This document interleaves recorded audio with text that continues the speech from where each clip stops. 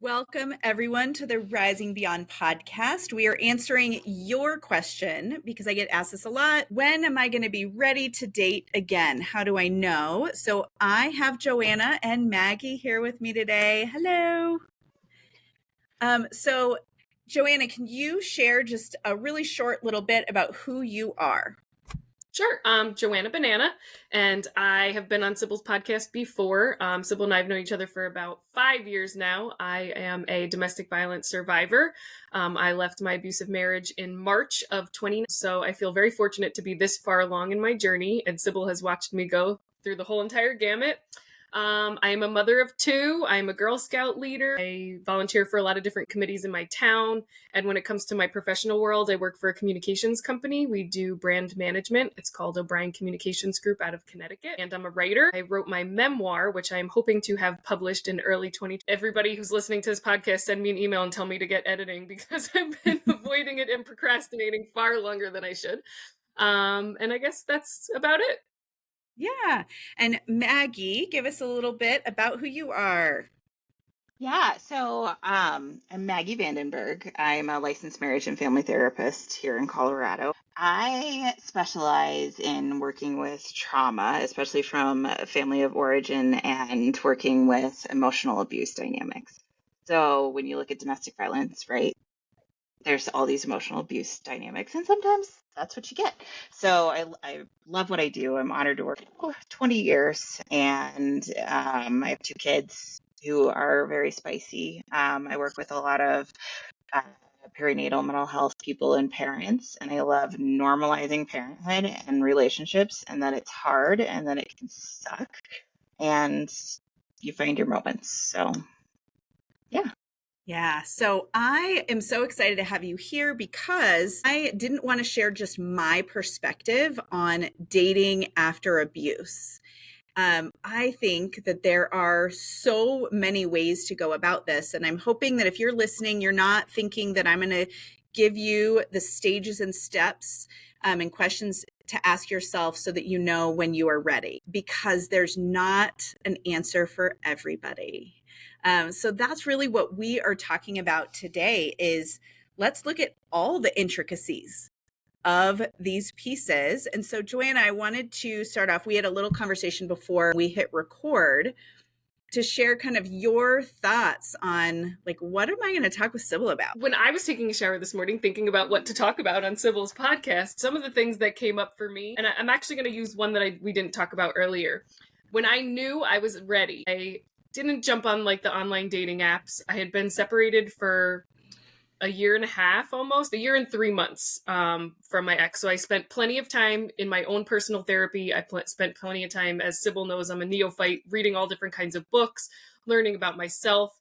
Maggie will probably enjoy hearing this, but learning about my family of origin and the different things that had happened to me in childhood, which probably affected the way that I got into relationships as I aged and got older. But I was at a bar with my friend. We were having dinner, and there was a gentleman that was a few seats down, and he came up and asked me for my number, said I was gorgeous.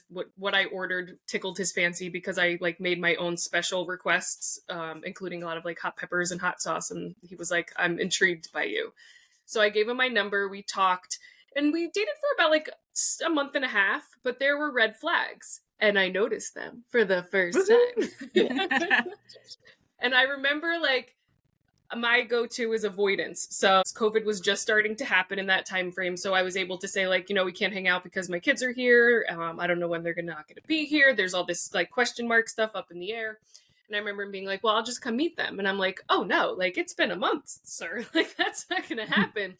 And also there were all these red flags. And some of them were just like the language I noticed he would use around his children, like words that I just did not appreciate. There was a lot of talk about when he had split up with his kid's mother and there were restraining orders, but he was very, and I know that things can happen, but he was very blaming of her. Like everything was her fault. He never did anything wrong.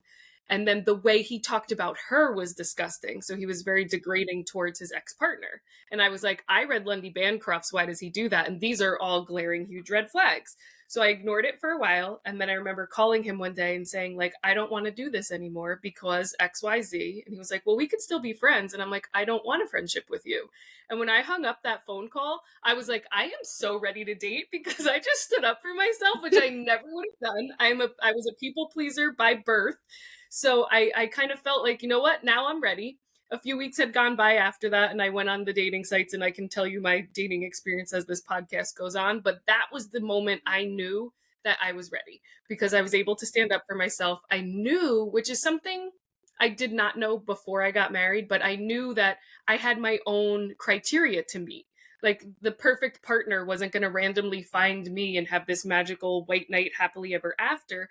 I knew that I had to have my own criteria, and I was actually dealing with other human beings that had their own life experiences and their own brains and their own interpretations of events, which is another thing that I never really thought about before. I always thought relationships kind of came together and everything was happily ever after, but it's a lot of work and there's a lot of things that go into it, and you need to be able to have important conversations. You need to be able to get mad at each other. You need to be able to go through all those different emotions and see how they play out. And you're not going to know until you know, which is another part that's scary. So I feel like that's probably where I'll end this part of it. But Maggie, do you have anything to say about my little spiel? Yeah. What are your thoughts in hearing?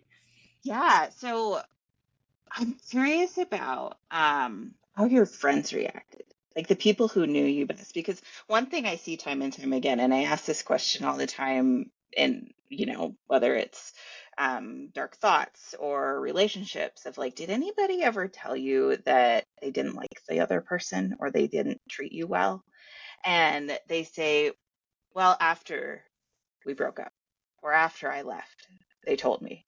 And so one thing we work on often is like, can you tell your friends to tell you when they meet them, or like, these are the red flags, these are the green flags, things like that. And I'm just curious how other people may have. So in the relationship after my marriage, he did not meet any of my friends in that time frame. It Okay. was too small. But when it came to my marriage, I would say it was a mixed bag. So Mhm. a lot of my friends I lost due to like his isolation. Yeah. So like there were a Yeah. lot of friends that I had that I no longer had. And in hindsight, I could see how he put the wedge in between. Mhm. But during, I was like, oh no, you're right. They're not good for me. Right. So like I could see that. There were people that were like, team him, like, this is the guy. You should Yeah. stay with him no matter what. He's been through a lot. He needs your help. Like, so there were those friends. And then I also had people who, after the fact, said, I always thought there was something funny about it, but never said anything in the moments that it actually mattered. But most of the time, I think that my friends, my family were all like, what do you want? And then they would take that. And I also wasn't very truthful. They met him and he would be able to put on his, like, I'm a really good guy phase. And he was able to do that. And I wouldn't tell them some of the really nasty, hard things. I would say things like, in a relationship, you should be happy 80% of the time. So sometimes we're not happy, but I didn't describe what those 20% of the time were, Yeah. like how degrading and how awful and how terrible I felt. Yeah. I just put it in this bucket of like, everybody has their stuff. Yeah. And I think a lot of people grow up in homes where that's kind of the lesson. You don't express your stuff, you don't show other people things, and looking at relationships. And I found a lot of people end up changing a lot of their friendships. And one way they know that they're ready to date is that they have friends who are going to be honest and they're comfortable sharing, like, hey, these are my concerns, and that person will listen and give you honest feedback, which is something that can be really uncomfortable when you grow up not having that or not doing that. Do you think that it's important to practice with friends before you start dating? And not like, right, practice dating your friends, but practice having relationships with friends that are authentic before you start dating? I 100% think that's important. You want, as part of looking at your family of origin, you want to see, like, what were the messages that were sent to you about your worth, of stating what you need and being heard and valued, and being able to have friendships and relationships where you can be vulnerable and you can be authentic and say no. there's a lot of anxiety of not people pleasing, right? I experienced that in my own life a lot. And so being able to have people in your life who can kind of check in and listen authentically is important. And I was very lucky to have that. So I do have like Mm-hmm. 5 or 6, I would say, really close, either family members or friends to do those things with, but they all live. I'm from originally New Jersey, Mm-hmm. and then I moved to Connecticut. So all of my friends were there. So like they weren't in the day-to-day stuff with me in person, like we talked regularly, but that was another thing, now that you say that, red flag. When I was married, I wouldn't get on the phone if someone called and he was home. I couldn't talk to him. He would be mad that I wasn't spending time with him, or he would be mad that my attention was going elsewhere. And then once he had children, he would be mad that he would have to like watch the children. So I just only talked to my friends when he was at work. Like there was no talking to friends or family unless it was a quick 2 to 5 minute conversation because something was happening. Like I could text, but I could not be on the phone. Now, 5 years later, I spend more time on the phone than I'd like to with my friends. Like one of my best friends lives in Texas. We'll stay on FaceTime for 5 hours sometimes on a Saturday when my kids are not home. And her and I will just have these like bonding moments where we talk about all different kinds of things. And I think that that's important. But again, if they're not living in the right area, they're not going to see those patterns of behavior. Yeah, that makes sense. Yeah.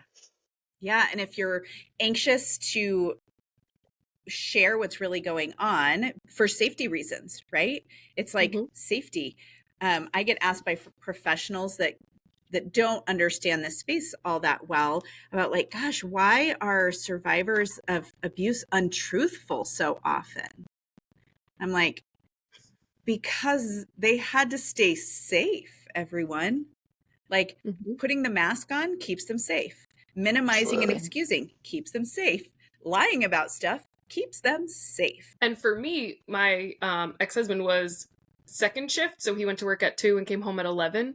So the only time I would have friends and family visit were when he was working. So like I would make the visits so that they could still come see me, but he was going to sleep until like 10 or 11 on the days he was working, and then he was only going to be home for a short period of time, so we would just do the little things when he was home, and then when he was gone to work, then we could have like our friend time. So even afterwards my friends would point that out. Like I'd say like, did you notice when you were visiting some of the things? And they're like, you never had us visit when he was home, like we had no idea. And I'm like, oh my gosh, that's so right. It's weird how I never consciously did that. I mean, I guess it was conscious in a way, but it was more subconscious. Like I want to see my friends and I want to have a good time with them. And the only time I can do that is when he wasn't there. So I would schedule the visits that I could get what I needed in a safe manner.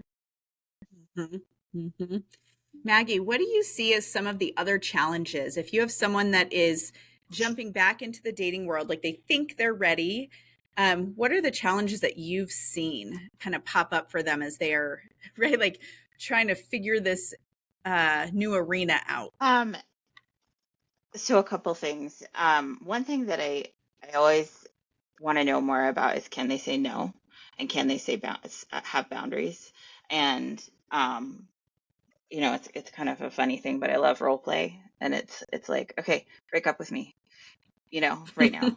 And how does that feel after they did that? Because again, a lot of people who get into these types of relationships have been groomed to be people pleasers, right? Or that's just naturally who they are. And so if you're uncomfortable in a situation and you're seeing these red flags, do you isolate or can you say no? So for example, if they go on a date with a real dud, right? And they call and they want to see him again, and they know that they're not going to be a good person. It's like, okay, are you going to ghost them, or are you going to practice saying no thanks? What No, makes you thank feel you. uncomfortable, right? And then when the triggers come up, right? Because a lot of processing of your past relationships is knowing your triggers. And are you able to, what's the reaction when the triggers come up for yourself or for that person? And so, I think those are two of the main things that we look for. I think a lot of people, they feel more comfortable in a relationship, and so they're eager to jump back into something, or they're very hesitant, right? And the love euphoria, right, you want to be in love, you want to jump back into something. And that's a red flag. If somebody's like, oh gosh, I love you, I want to spend my life with you, all of those things, when you're getting back into relationships, it's very appealing. And also, can they recognize that as a red flag? I think I really lucked out with the first person I was in a long-term relationship, which ultimately didn't work out, but we could talk about that afterwards. It was nothing that was negative or bad. It was just sometimes, as I was saying to Sybil before we jumped on, sometimes relationships just don't work. So like when I first got divorced, I'm like, as long as someone doesn't abuse me, then it's going to be a lovely, loving relationship forever. And then I learned from that one that like the distance was long. We lived about 2 hours apart. So that was really hard for 2.5 years to do that. And we navigated it, but there was no way to close the gap that we could logically do. So at the point we were just like, do we want to do this anymore? And then it was really sad and it wasn't a fun experience, but I was able to have a breakup that wasn't terrible. But I learned in that just because that's like the lowest line, like just because someone doesn't abuse you doesn't mean that they're going to hit all your other criteria and that it's going to work out long term. So that was a really important lesson. But that man was a psychiatrist. So for 2.5 years, I dated someone who basically went through all the like role playing. We can say no, we'd read books together, we'd talk about them. So I feel like for 2 years, I kind of got a really, really, really big picture on like how brain development is, how brains work, like different disorders, different things to look out for, what he determined to be red flags, what I determined to be. And we could have this open conversation about things, which was really empowering because it helped me learn to process a lot. And it also helped me to learn how to stand on my feet and empower me as a woman. So I feel like that was a really, really healthy relationship that just didn't work out. And that's fine. And I learned that too, right? I feel like as a kid, you grow up and you're like, you need this happily ever after. And like, I realized that happily ever after is just me, right? It's just within who I am. As long as I am happy, I don't necessarily need someone to be with me just so that I have someone there. I need to find my person. Like I need to find the one that I'm going to be able to hit those criteria. They're going to support me, make it like a garden. They're going to water me. I'm going to water them. The sun's going to come out. We're going to figure it out. And there's going to be storms and there's going to be stuff that's horrible and terrible. And you just have to learn how to work together to get through those things as a pair, as opposed to thinking that it's going to be this lovely skipping down the road with rainbows and butterflies all the time. Yeah. And I think one of the things that is really important that I focus on so much is that redeveloping or identifying, or maybe even for the first time, your sense of self. And so I'm thinking, like, as you were talking, like, I know you outside of our little recording setup we got going on here, but that you do have a really good sense of self. You know who you are. And whether that's always been there, I don't know. But in the time that I've been with you, there's always been a sense of your core self. And so how did you develop that? Or how did you redefine, like, this is me at my core. These are my values, because I think this is so important. Oh, we're holding up a book, everyone. We're holding up a book. That is one of the most important things I think we can do before we start dating. So you want to share the name of said book so that people there just are listening. there are 2 books that I read. This one that I held up was called Heart Talk. It's called Poetic Wisdom for a Better Life by Cleo Wade. I absolutely adore Cleo Wade. But it basically just goes through, like, I'll just flip to a page. You deserve your dreams. Who else could they possibly belong to more than you? So like just a bunch of poems that are short, sweet. They go into a little more detail to talk about why she wrote it and those types of things. But it just, for the first time, like you said, since you've known me, I do have a really strong sense of self. I never did. But because I left and because I knew I was strong enough to leave and because I figured out a lot of really, really hard things in that time frame, I found myself, and a lot of it was in reading. There was another book called Inward by Young Pueblo that I read that was all about like your inner voice and listening to yourself. And that was something I was like, what? I never even thought about doing those things before. But once I was really getting into the heart of why I was in the situation I was in, and this all has a lot to do with my therapist at the time. So shout out to her. And you guys help people in the same way more than you'd like to imagine, I'm sure.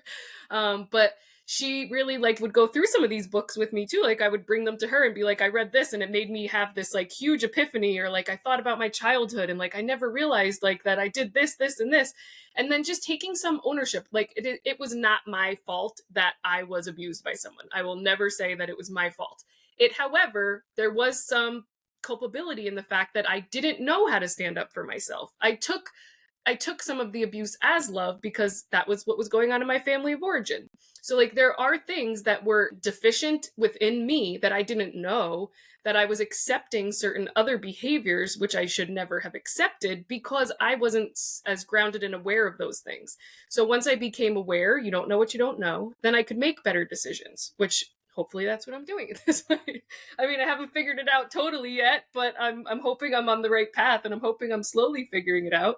And I give myself grace. But I think reading really helped me to get a different perspective, right? I'm reading someone else's thoughts. I'm reading someone else who have gone through maybe similar things, maybe not, but their own journey, and realizing that we all have our own journey, right? Like I could tell you my experience with dating, and you could talk to 25 other women who've been in a similar situation, and it's all going to be different because we're all different people with different life experiences and different adventures to go on.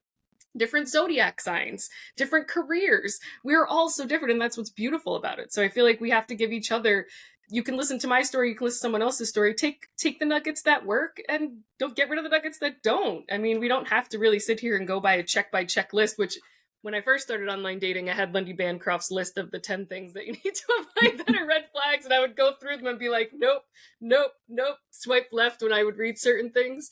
But I feel like that's also important in your growth, right? Because those are my criteria. And I feel like I've grown since then. I still have the list and I do check it sometimes. But when it comes down to it, I think I've made my own list. Yeah. So Maggie, as you were talking about boundaries, because it is so important as we're doing this, I come from this belief that you really aren't able to set boundaries until you have some sense of self-worth and some sense of trust in self. Are there things that you can share that kind of help people that you've worked with start to, so that they don't set a boundary and just think they're super mean, right? Like if I set this boundary, I will be rejected. If I set this boundary, I'm a mean person. I'm a bad person. That's a great question. I think boundaries can be really positive. Like there can be, so I use the example of like dieting and food, right? So you go into the store and you know it's good for you, and you want to say yes to these things, but you don't really like it. You know, say you don't like broccoli, right? Oh, yes, so Yeah. gross. So Right. nasty.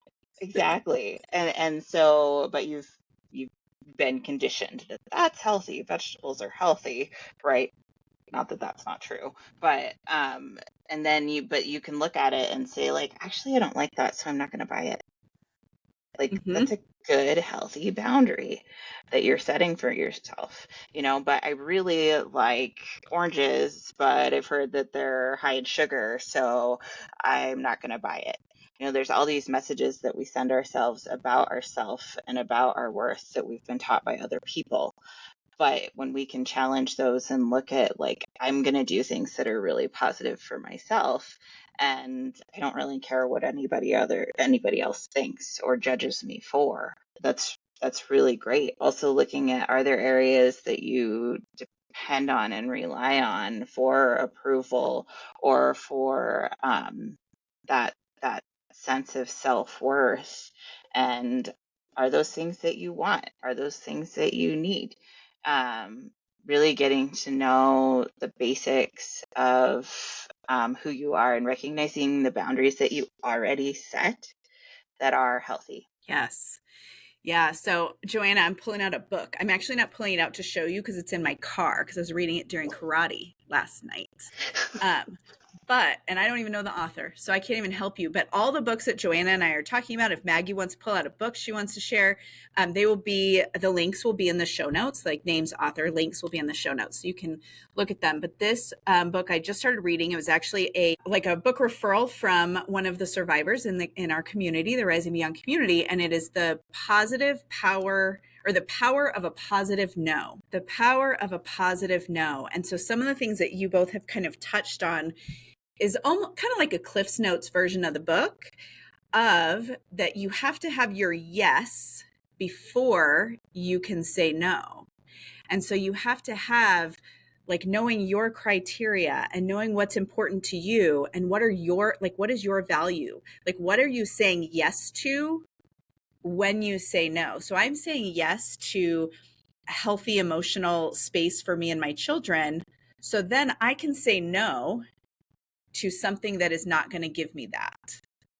right? So it's like being really grounded in your yes. And I think that probably as women, we are not allowed to have as many of those yeses, or we have not been taught to have those yeses in our world, like, and really standing firm in like our yeses are worth something. But yeah, I think that kind of all we've talked about, really, I was like, oh, I read about that last night at karate in this book. Mm-hmm. I love that. So, Joanna, what were some of the things that you did or thought about to allow yourself to trust yourself in making the So I think, decisions? like I said, that first experience of saying no and meaning no and holding my boundaries, which I guess that's what that was, without so much as saying that, made me feel empowered and ready to just like, okay, well, I'm just going to go talk and meet more people because this is going to be fun. And then I think I might be the only person alive. Like, I actually enjoy online dating. Like, I enjoy having like 30 to 40 conversations. I'm a people person. Like, I just want to talk to different people. And I feel like within a week or two time span of chatting with anyone, you can kind of see some of their patterns of behavior. You can see how they communicate. And it's so easy for me to like narrow it down. And I will like maybe see like one or two different people, and then I will evaluate. Sometimes I'll keep dating if I don't like one of those two people, but I don't just like go see a whole bunch of different people. I don't feel like I need to do that necessarily. I can do that in conversations with them more than I can I guess it's less time consuming, right? Like, I have kids, like Yeah. I have other activities going on. Like, I don't want to be wasting my time meeting someone who might not be worth my time. And I feel like that's also something that comes with finding out who you are and who yourself is, right? But I think one of the things that when Maggie was talking made me think of another book. It's called If the Buddha Dated. And if you're not Buddhist, and it has nothing to do with religion, I guess parts of it might, but it was not religious. I am not Buddhist. But the introduction says what this book can and can't do for you. This book is about creating love in your life. It begins with bringing awareness, compassion, and loving kindness to yourself, including the parts you tend to disown or want to keep hidden. This journey of self-knowledge may be uncomfortable, sometimes challenging, but it will help you make friends with all of who you are, so you will be free to welcome another person into your heart. And I really think you do need to get to that point before you have to be your authentic self with someone else. And I feel like that's also hard sometimes, depending on the other person and depending on the connection that you have. But if you can't say yes and you can't say no, those are the bare minimums. Like, if you can't go out to dinner with someone and say, no, I don't want to have that appetizer. Like, how are you going to say no to the big things? So I think that that's just something, and you don't necessarily need to do it dating. If, like I said, everyone's different. It might help to do that dating. You might want to go out with 7 different people to find out who you can say yes or no with and who you vibe with. Everybody's going to have their own journey, and that's beautiful and that's fine. But for me, I had to really introspectively dig deep, and I'm a writer, so I would write a lot. I write a blog post just about every week, and sometimes it's just me asking myself introspective questions about perspective, about just the way that your brain works, about different things that have happened to me throughout my life. So I think that it's just something that you have to look at dating more of dating yourself first. And once you like yourself and you can talk about your good, bad, and ugly and beautiful parts, because we all have those, then you're going to be able to talk to somebody else and not only tell them you're good, bad, and ugly, but be able to listen to their good, bad, and ugly, because that matters too. If you're in a relationship, you want to make sure that you're able to look at that other person as a person with their own journey, not someone that's here to save you or rescue you, or it's not all about you. You have to also realize that. Yeah. I think you hit on a great point. Go ahead, Maggie. Oh, of them being able to share their good, bad, and ugly. There's, the facade that we want to put on that we don't have ugly, but being able to acknowledge our ugly and the things that we want to work on and we want to change. And when you're starting to date, you want to see the good things. And I think this is true in any dating experience. But if somebody's able to show you like, hey, this is something that isn't great about me and it's me, you may not like it, but I'm here as I am, and not trying to kind of pursue or hide those pieces. It's really important with finding a partner.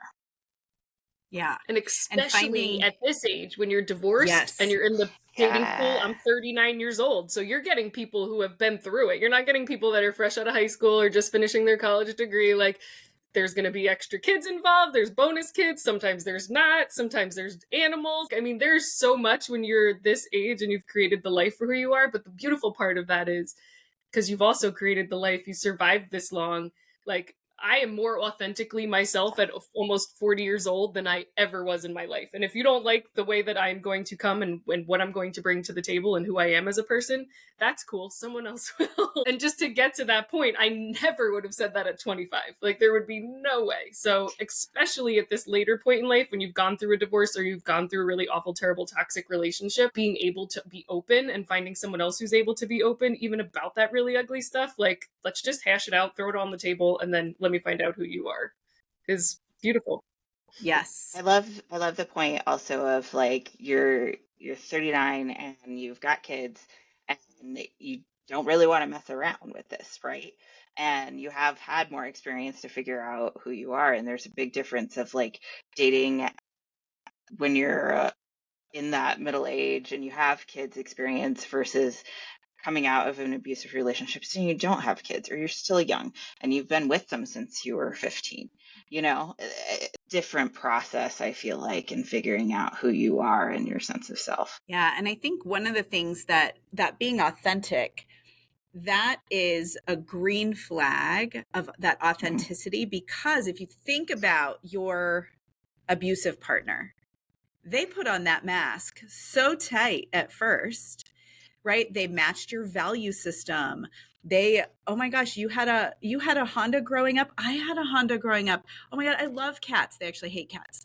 I just want to be outdoors all the time, and they hate being outdoors, right? But because they're so skilled at matching and mirroring what is important to you in the beginning, so that they can hook you, that them being able to share their ugly, if they can't share ugly, or their ugly is like, you're like, okay, that's not even real. Like, that is silly. Like, in what is it, in Mean Girls? Totally going off topic, but it makes sense in my brain.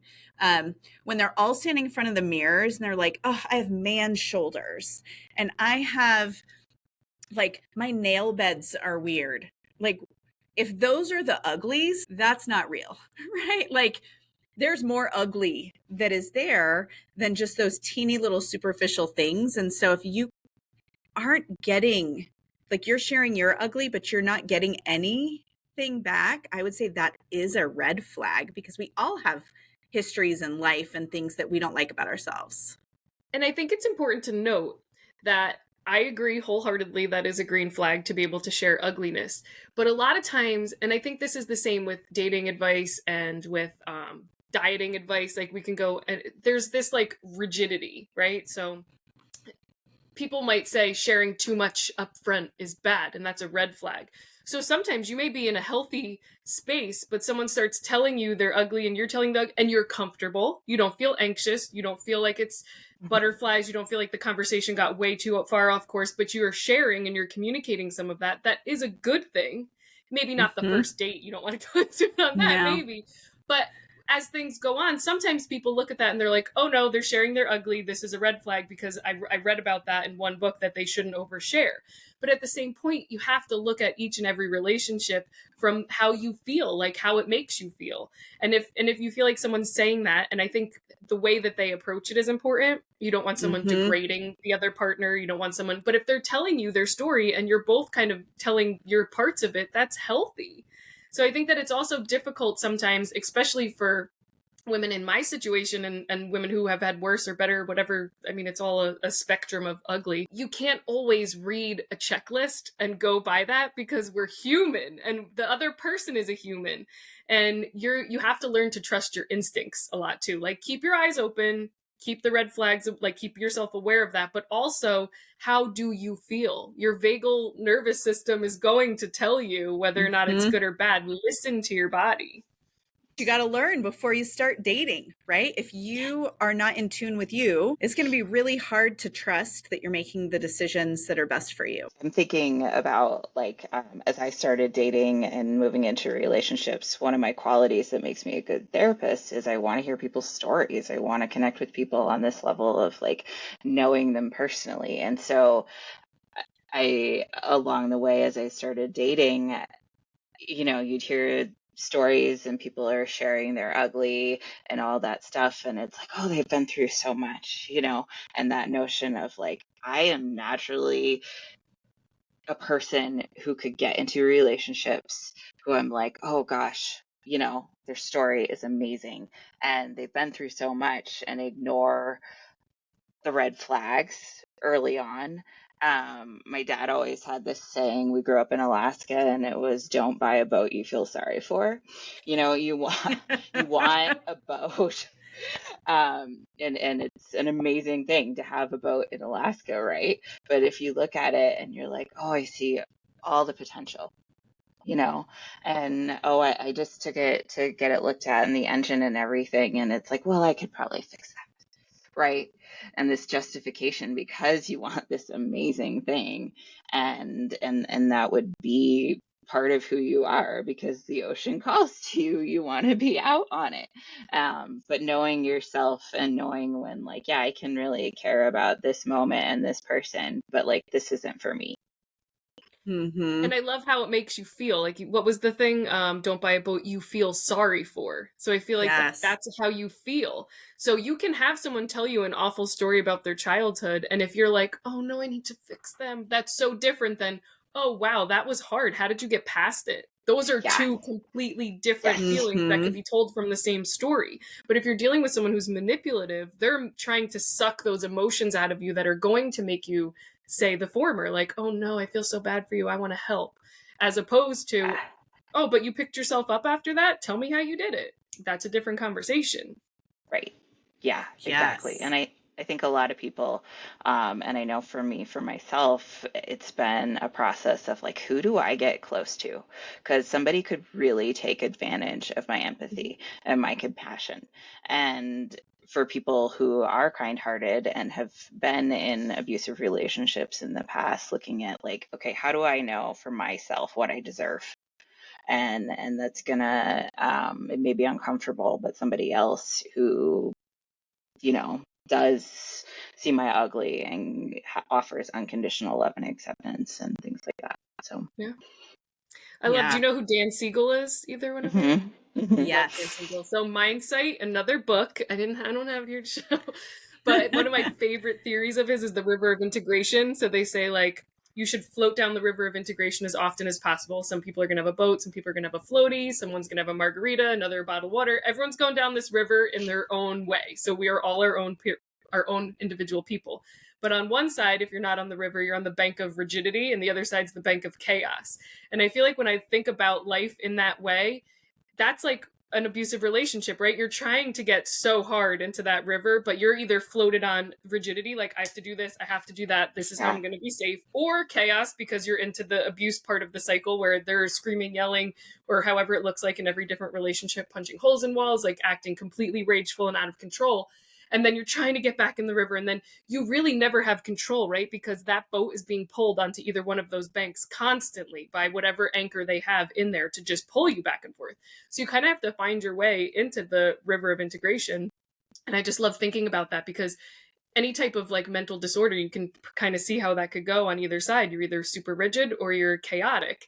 And when you think about it like that, none of that is really your fault, right? Those are just the way that the river flows sometimes. But if you're cognizant and if you have the perspective of knowing that and you sense yourself being rigid or you sense yourself being chaotic, you can home in on your own intuition and your own vitality, and you can get back, and we can all do it. That's the beautiful part. Sometimes we need help in certain ways by a therapist. Thank you, ladies, again, for all that you do.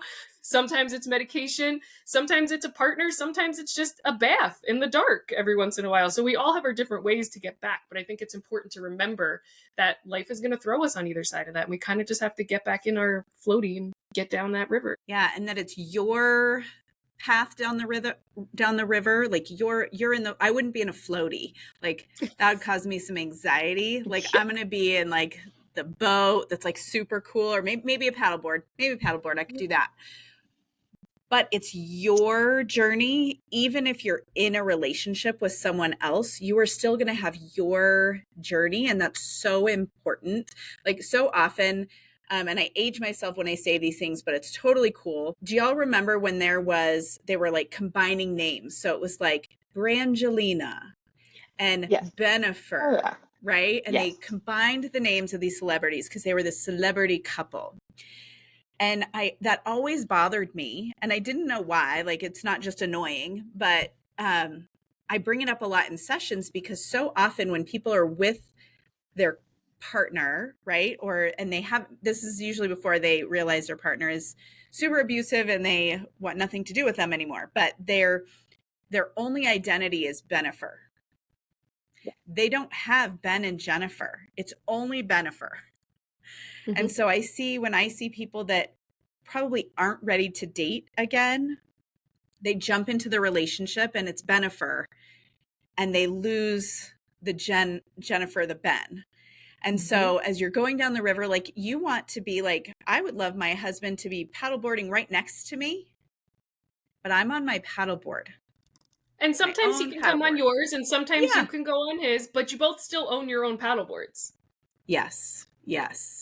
Because that losing your identity, that sense of self, is honestly where people get into so much trouble. And not that all of those relationships turn out to be abusive, but that's when they're going to go see Maggie, because one partner's changing and the other partner might not be on the same changing path, right? So that's why like keeping your own identity within the couplehood is so amazingly important. I think also, especially women spend a lot of their identity around their kids and keeping their kids safe. And so they may not have goals that are for themselves or things they do to take care of themselves and their own self because it's so wrapped in their kids. And working with postpartum mamas, like there's this identity and message that you should be wrapped up in your kids and you should not necessarily be your own person. And it's similar to those relationships, right? A lot of people, it's like, I feel like I'm in an abusive relationship with my toddler. And it's like,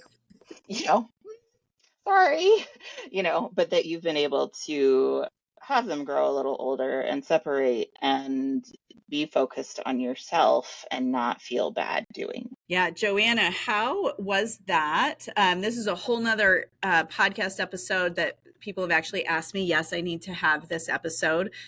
But how was that knowing you had this, I don't know if it's a challenge or what, but like, when do I introduce my children to this new person?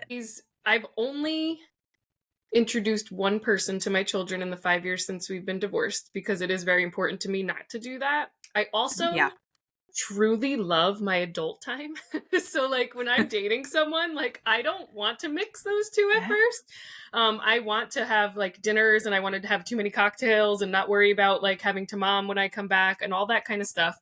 I do enjoy keeping it separate. I waited the first time. It was about 6 months of talking. And then I introduced them. We were together for 2.5 years. I dated other people after that. One of them I wanted to introduce. We had a conversation. He wasn't really into it. That ended up ending the relationship after about like 9 or 10 months because it just wasn't a thing for him, which is fine. But again, I was able to have that conversation before doing that because I've come to the point in my life where I was like, hey, this is where I'm at. What do you think? And he said no. And then we had several conversations after that, determined to end the relationship, and we did it in a healthy way. I feel like now, I'm currently dating someone which is pretty new. I feel like I would still wait about 6 months. I think it's important to make sure you really know a person because like we all know, they can put on a good face at the beginning and then it could be traumatic after that. And I also think for my kids, they've met, I think 3 different women on their dad's side over the years. He's been with the same one for about 3 years now. So I think for them, they would get confused. Like they would say like, I think dad has 2 girlfriends. And I'm like, I don't know if that's true. He said he's still with this one. And then we see this one. And I'm like, I have no idea what to say to those questions. I'm just like, tell me more. And I just ask questions to help them uncover, because I'm not there, right? I don't even have the information to be able to process that. But I think it's also important to do it slow. So like, my kids knew I was dating other people. They would send little text messages with emojis sometimes. They would ask how my time was. They would know the background is different when I'm facing them, like who FaceTiming them, whose house are you at? What are you doing? They ask all those questions. So I think doing it slow, letting them know other people exist. When they ask, like, can I meet them? I'm usually like, mommy wants to just make sure they're a good person before I do that. And then they also hear that. So then they're able to process that in their own time. And when they're older, it'll probably make more sense than it does now. But I do think that waiting like 5-6 months is important. I think that making sure that you are completely ready, committed, this person's going to be around for a while. It's not going to be someone that after you introduce them, it's going to go downhill. I think you need to have arguments with the person and see how you guys deal with conflict before you bring them around, especially after they've seen conflict and continue to see conflict. I think it's important. For me, one of my main goals when I decided to date again was to model a healthy relationship for my children. And that is still one of the main goals. I was never modeled a healthy relationship, so I was never able to know what I was really looking for. So I want to do that and have the capacity to do that for them. That's important to me. So in order to do that, I have to make sure it's a healthy relationship before I just introduce them. So that's my vetting process. I feel like it's almost like a job interview, right? Just over time, you have to make sure you can get certain questions out, get certain conversations going, and then go from there. Yeah. Yeah. Well, we are about at our time. I wanted to give you guys just an opportunity. Before you do that. What's so the one more thing you want to share? Yes. It's The 7 Stories of Love. And so I just picked this up at the library. It's a little bit older, but it basically goes into 7 different love stories that we give ourselves, that we watch movies about. And if you think about it, most movies are written from people's life experiences. So it's their stories interpreted into a fictional tale. But it goes into 7 different styles of relationships. One is obsessive love, which I'm sure a lot of us deal with in the DV world. Sacrifice, rescue. So you get to go through it and you get to realize how our family, it talks a lot about like your family of origin and the reason why you go towards this particular love story.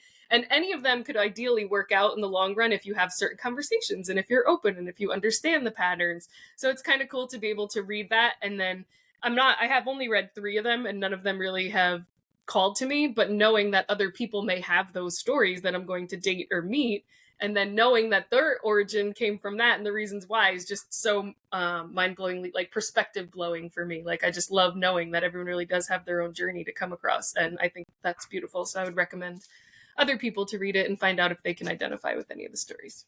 Yes. Yeah. So again, if you are driving or doing laundry or whatever, the books and all the titles and things will be in the show notes. But yeah, I wanted to give you all, like, if you had the one last thing that you would love people to leave this episode with, what would it be? Authenticity. Like, can you be who you are without shame? And so one of the reasons, or one of the main things I think to know you're ready to date is like, hey, am I trying to hide part? Like, obviously there's things that you don't disclose right away, right? My husband would have never dated me if he knew my habits with laundry, so like, it's okay, but at the same time, like, can you be your authentic self and not feel shame about presenting that and being that as you go into dating and relationships, and knowing that a good boundary is like, if I'm saying yes to who I am, and not hiding that authenticity, that means relationships don't work, and that's okay. That's how you know it's not a great one. I would say it's twofold for me. The first one is you must learn how to love yourself before you can ever love someone else. And I heard that my whole life and never really understood what it meant, but it's true. Now that I get it, it's true. You really have to learn how to love every single part of you. There are going to be bad parts of every single person alive, and you have to be honest and truthful and dig deep and continue to see your therapist, because that was so important for my journey, to just dig deep into who I was and have someone who I respected tell me who she thought I was. And then I'm like, what? I can be that person? Like, to you? I never imagined that. So I think that's very important. And number 2, the happily ever after notion has to get thrown out the window. You can absolutely date as many people as you want, especially this late in life, to find the person that you want to be with forever. You're never going to know off of one date or 2 dates or 3 dates or maybe even a year exactly who that person is, and that is okay. You can break up with someone and you can start dating another person, and that's fine. It's your story. You don't have to hold on to a person like, I was married and then I got divorced and then I met this guy. He's the love of my life. And then it doesn't work and you feel bad and you feel ashamed to break up with them because you told all these other people that that was the love of your life. That could be the love of your life for that part of your life, and that's okay. And you can find someone else after that. We are, like I said before, in our older years to be dating, and everyone's going to have red flags, green flags, good parts, bad parts, ugly parts. You have to find the person that, like you said, that you can be your authentic self with, and who looks at you good, bad, and ugly. If you're crying and if you're going through a hard time or an easy time, that's just going to be there and support you. But you also have to do that for them.